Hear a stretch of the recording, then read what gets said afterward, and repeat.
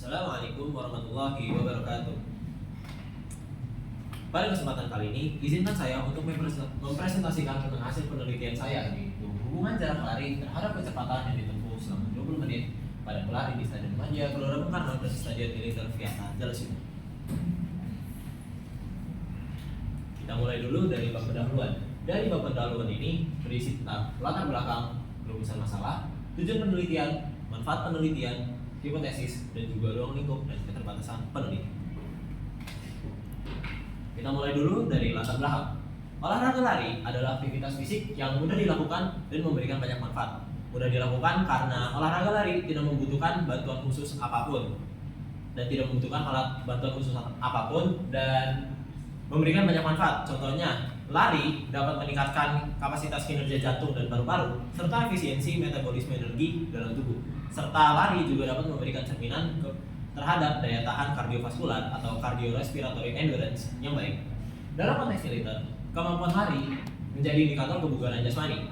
Militer di berbagai negara, termasuk di Indonesia, mengadopsi tes kebugaran berbasis lari, seperti Cooper Test, yaitu lari 12 menit atau lari 2,4 km sebagai penilaian tahunan untuk kesiapan fisik dari para prajurit. Nah, dalam lari itu ada jarak dan juga kecepatan. Dan kecepatan ini adalah hasil bagi antara jarak dan juga waktu. Dalam pengukuran kecepatan lari,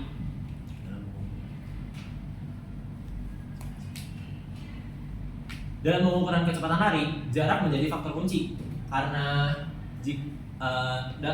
jarak menjadi faktor kunci karena kecepatan tadi sudah dibilang adalah hasil bagi antara jarak dan waktu. Dan jika waktunya tetap atau 20 menit pada kasus ini, kecepatan hanya ditentukan oleh jarak, karena jika jarak bertambah maka otomatis kecepatan juga akan bertambah. Inilah rumusan masalahnya. Yang pertama, apakah ada hubungan antara variabel X dan variabel Y dalam waktu 20 menit? Lalu yang kedua, bagaimana arah dan juga kekuatan hubungan tersebut? Lalu yang ketiga, seberapa besar pengaruh variabel X terhadap variabel Y? Tujuan penelitian ini juga ada 3. Yang pertama, mengetahui hubungan antara variabel X dan variabel Y.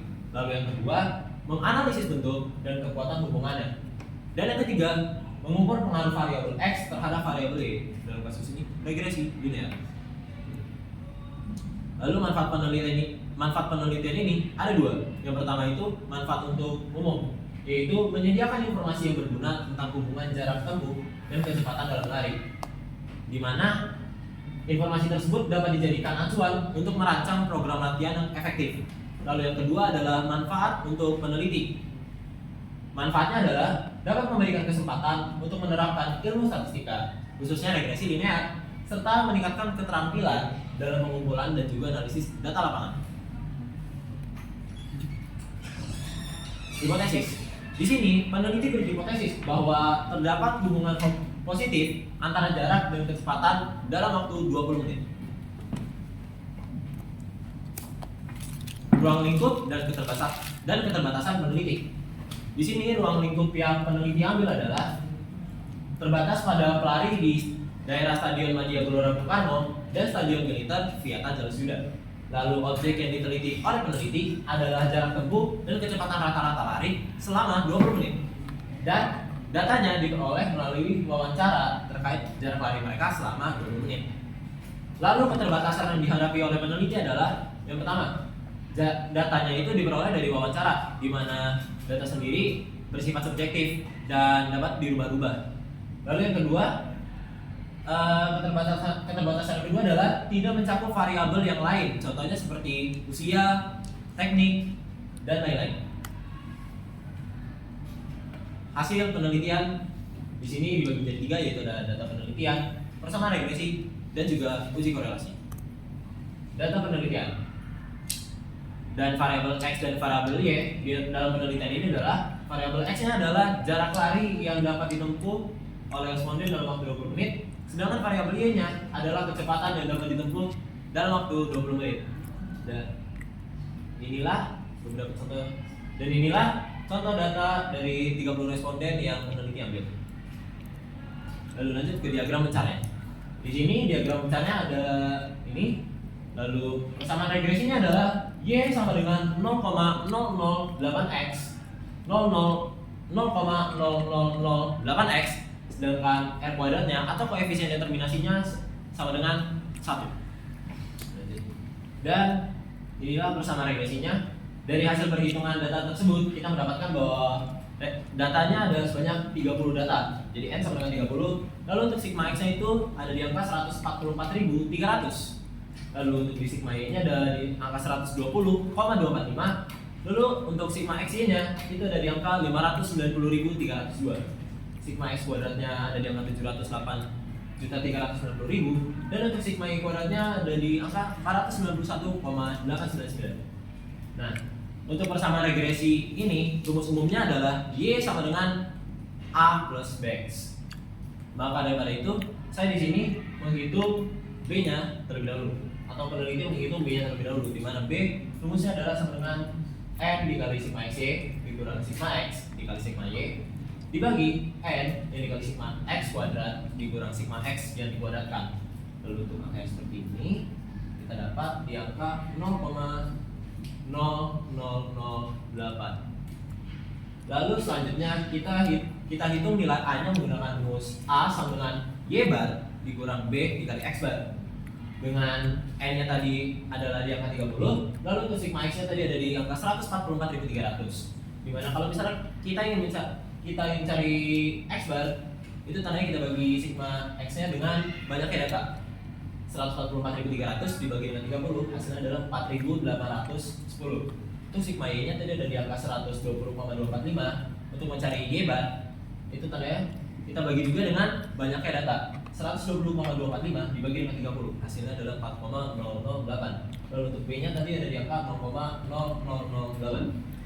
Kita masukkan rumusnya, A sama dengan Y bar dikurang B kali X bar sama dengan 4,008 dikurang 0,008 dikali 4.810. Kita dapat A-nya sama dengan 4,008 dikurang 4,008, hasilnya adalah 0. Maka dengan demikian kita peroleh persamaan regresinya adalah Y sama dengan 0,0008x, di mana setiap tambahan 1 meter jarak lari akan meningkatkan kecepatan sebesar 0,0008 meter per second.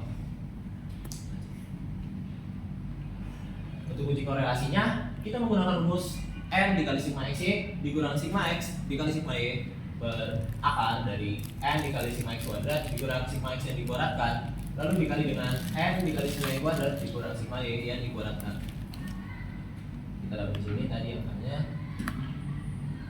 dengan N sama dengan 30, sigma X sama dengan 144.300, sigma Y sama dengan 120,245, lalu sigma X Y sama dengan 590.302, sigma X kuadrat sama dengan 708.390.000, dan sigma Y kuadrat sama dengan 491,899. Kita masukkan rumus tadi dan kita dapat hasil perhitungannya di mana R sama dengan 1,00. Dari untuk pembahasannya kita dapat hubungannya kuat dan juga positif antara jarak dan kecepatan. Itu dibuktikan dengan rumus yang tadi R sama dengan 1,00. Lalu karena waktunya tetap, hubungannya bersifat fungsional. Kecepatan langsung dipengaruhi oleh jarak. Lalu di skater plot tadi menunjukkan bahwa garisnya lurus tanpa adanya penyimpangan data. Lalu persamaan regresinya adalah Y sama dengan 0,0008x, yang dimana artinya kecepatan naik sebesar 0,0008 meter per second setiap 1 meter jarak. Koefisien determinasinya adalah di R kuadrat sama dengan 1,00, yang menunjukkan bahwa seluruh variasinya kecepatan ini dijelaskan oleh jarak. Lalu temuannya sesuai dengan teori V sama dengan S per T, dan kesimpulannya hubungannya bersifat signifikan dan juga bisa dimodelkan secara matematis. Penutup ada kesimpulan dan juga saran. Kesimpulannya, yang pertama, hubungannya sangat kuat dan signifikan. Tadi sudah dibuktikan dengan R sama dengan 1,00. Lalu hubungan antar variabelnya bersifat linear, sempurna, dan positif. Itu juga dibuktikan dengan R sama dengan 1,00. Dan jarak lari memiliki pengaruh nyata terhadap kecepatan lari para pelari dalam durasi waktu yang tetap. Untuk sarannya ada 4 saran di sini. Yang pertama untuk pelari, Pelari dapat menggunakan jarak tempuh untuk mengevaluasi kecepatan mereka. Lalu yang kedua untuk pelatih. Pelatih dapat merancang latihan berdasarkan jarak dalam waktu 20 menit. Lalu yang ketiga ada untuk peneliti yang lebih lanjut di mana mereka dapat menambahkan variabel lain, contohnya seperti usia, teknik, dan lain-lain. Lalu yang keempat ada institusi di mana mereka dapat menggunakan hasilnya untuk mengevaluasi fisik dan juga pembelajaran. Berikut adalah lanjutannya.